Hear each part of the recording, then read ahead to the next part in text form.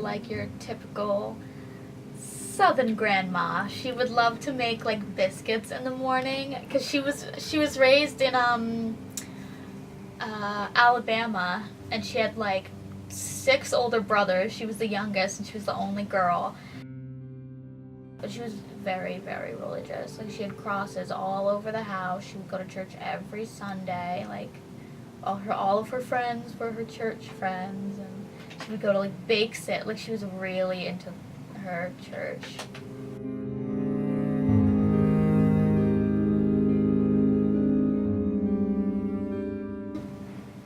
I think the person who was hit hardest was my mom, who was like, my grandmother was my mother's mom. And she was hit really hard because she was the one who had to like take care of her for the last month of her life, and she kind of got to see firsthand how my grandmother was like deteriorating, like physically and mentally. Like, plus that's like her mom. She raised her for a good part of her life, not all of her life, because her parents were divorced, and then my mom eventually lived with her dad. But for most of her life, like, my mom and my grandma were always around each other. Like, my grandma like helped raise me and my brother for a while, until she moved down to South Carolina.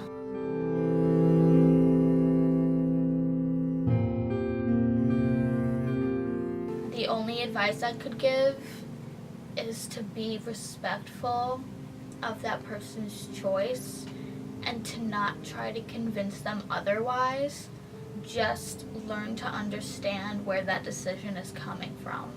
Because my mom couldn't really understand why my grandmother was refusing treatment, and I could, and I tried to explain to her that it was Nana's decision and she was ready to see her God and be with her husband again.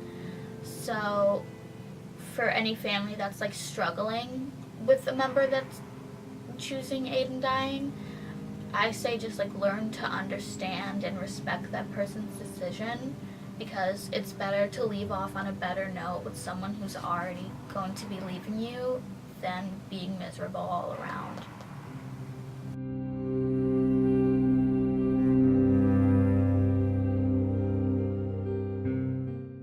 I think America as a society is afraid of death because there's a lot of like things in pop culture or traditional media that tells us to be afraid of death. Like, everything on the news is like murder or terrorism, and it's not the actual acts that I think is what's scary, is that we don't know what comes after. We don't know where these people go, if their body is like gone, if like when your body dies that's it, if you go up to heaven or whatever you believe in. So I think as a society we don't really like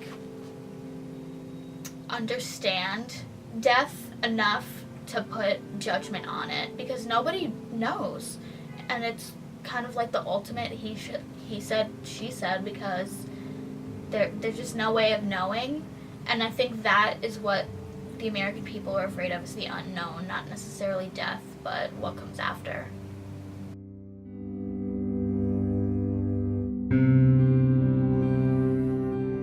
I don't think we should be like, oh, death is the end all be all, and like, you're born, you live, you die. I think it's like, you're born, you live your life to your fullest, and when you die you should have no regrets and no like unfinished business or anything like that.